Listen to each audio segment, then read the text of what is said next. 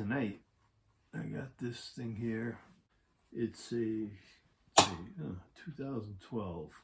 I went to put a new set of strings on here, and I was checking everything out, wiping it off, and I found two problems. One of them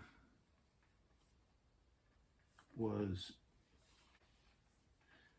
this screw for the neck plate is, well, the screw's not stripped, the neck is stripped, so I'll have to pull the neck, repair the hole, and fix it. This is the one that came with P90s. I got another one. It's over there in the corner. It's like a tobacco burst, I guess. It's got humbuckers in it. The tuning handles, or the knobs, whatever you want to call them, a few of them were loose. Now, I got these are Grover tuners. They're about 15 years old. When you screw the handle on, you got the button,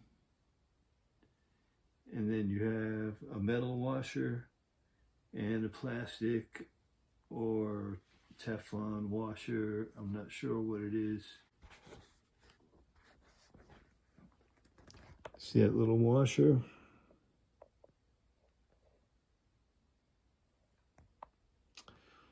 That, see how it's split? All right, so let's get that off. Since it's pointed like that, it's digging in and spreading out that washer. So when I'm putting them back together now, I'm putting the cone side facing up and the flat side facing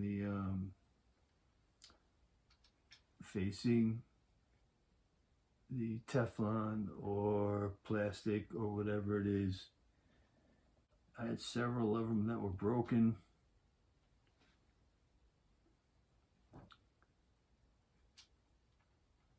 And I'm just going over this guitar to see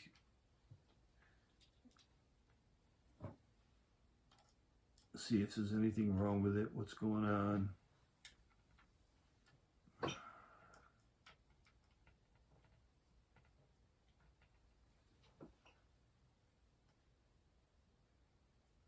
There, now it's starting to tighten up, and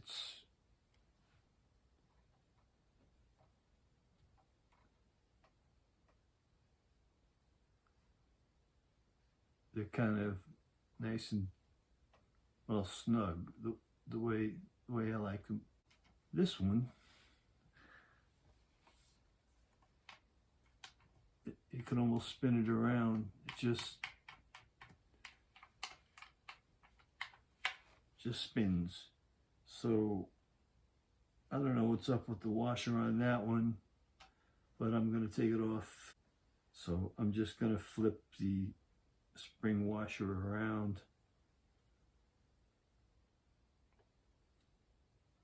like the spring washer's like this, and the Teflon washer's under here, and when you tighten it up, the spring washer goes like that. Instead of having the spring washer like this and the Teflon or plastic washer like that, I think it's pushing the cone into the Teflon or plastic and splitting it. That's why they were split like the ones I showed you, I think. Anyway, I'm just going to replace the ones that are broken now, and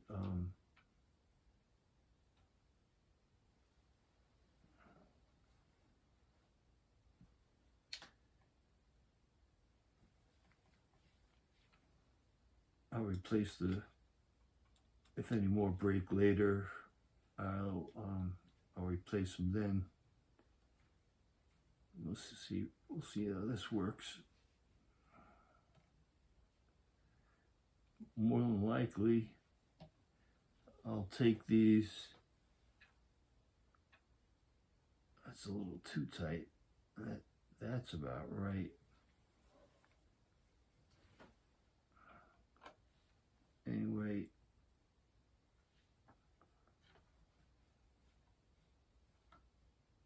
I'll make adjustments on these as I go along.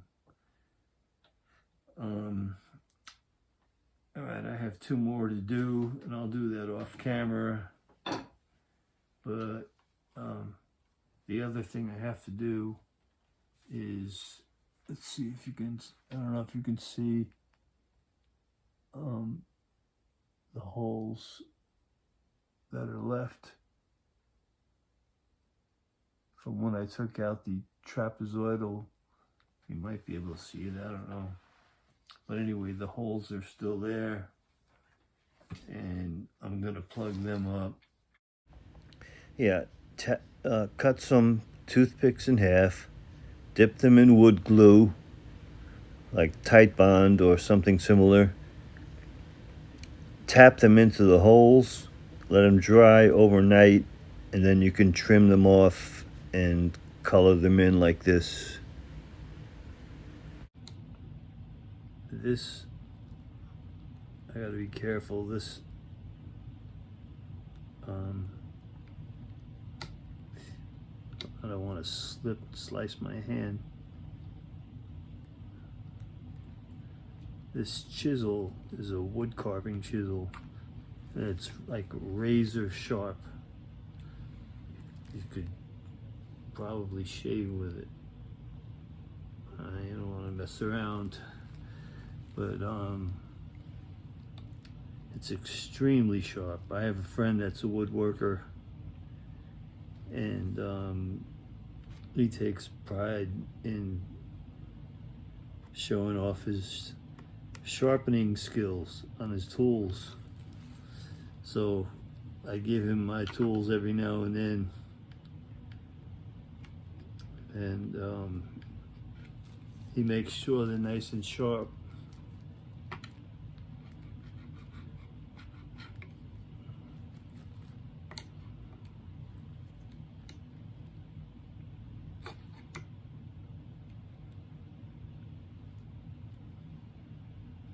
I'm trying to make sure this is in frame.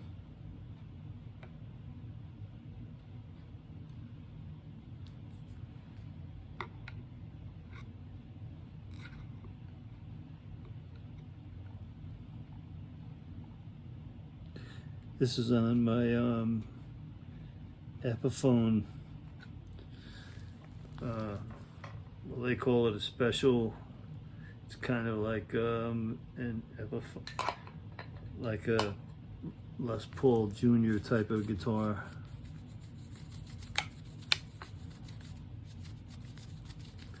So I got them all trimmed. I didn't want to waste time.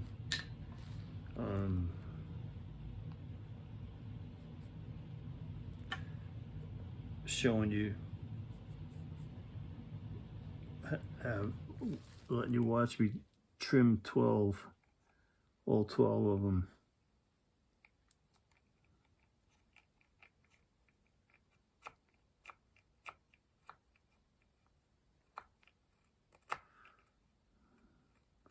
Believe it or not, that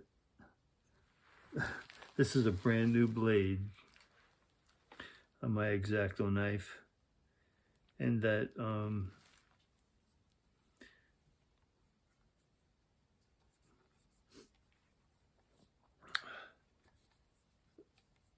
that chisel is even sharper than this. This is brand new, right out of the package. This one was right up close to the tuner.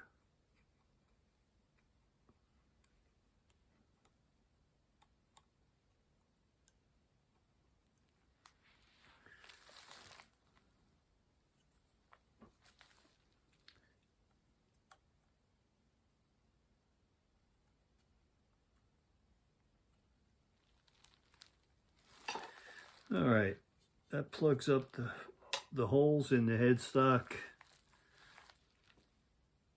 I'm not really worried about what the back of the headstock looks like. Nobody's gonna see it.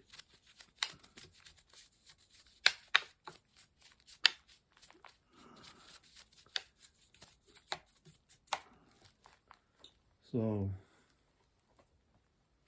I'll just fill in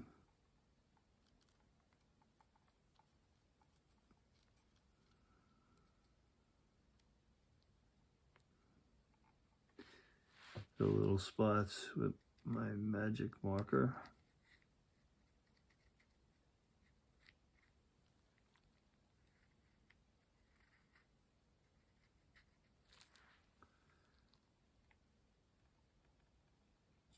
And I know I'm gonna have to do this twice because the last few times I did it, the marker soaks into the wood.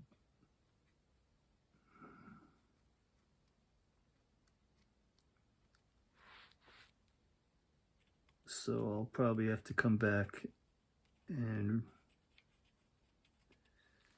redo it. Like I said, I really don't care, you know, what the back of the headstock looks like. It's not like this is a vintage Gibson Les Paul or anything. I paid $25 for this guitar on the used market.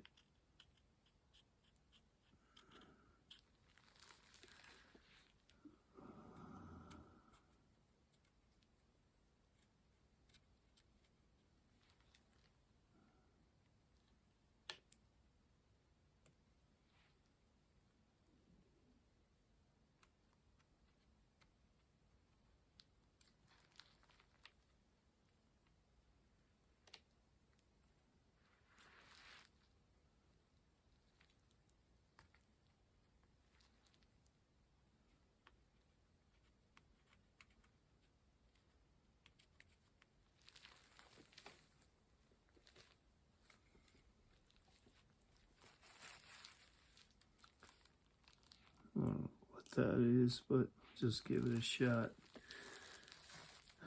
Okay. That's still in frame.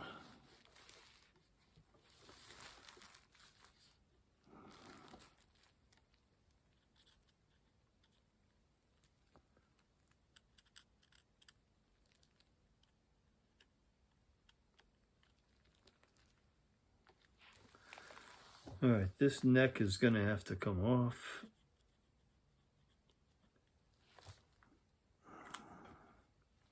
And I'll have to plug up one of these. This screw is stripped in the neck, so I'm gonna pull this neck off, and I'm probably just gonna do the old toothpick trick with maybe a little bit of super glue. If that doesn't work, then I'll just drill it out, fit it with a hardwood dowel, and re-drill for the screw right from fresh.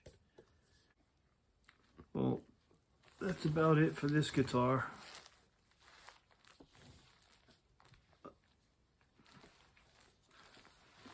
I got all the little washers,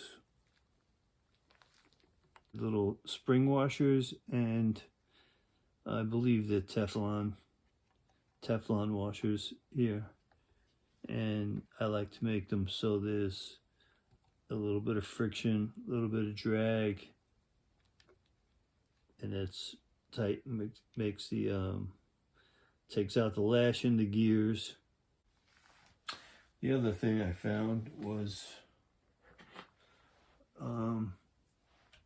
the nuts that hold the tuners, the tuner bushings. I checked them, and all 6 of them loosened up. So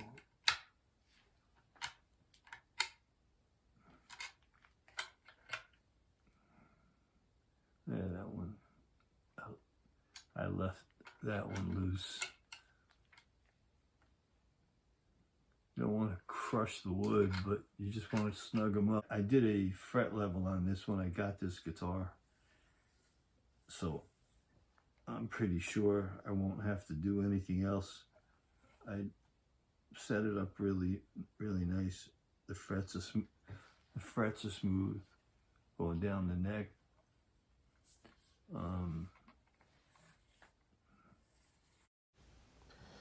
Yeah, I had to put a tusk nut on it because the plastic nut was broken. That's about it. So I'm going to do that off camera, and maybe I'll strum this a little bit once I get it put back together, and we'll see how it sounds. God bless you. God bless you all. God bless your families. And Lord have mercy. God bless those soldiers that are sleeping on concrete floors in the garage there. So, God bless those soldiers down in DC and everywhere, all of our soldiers. And God bless America.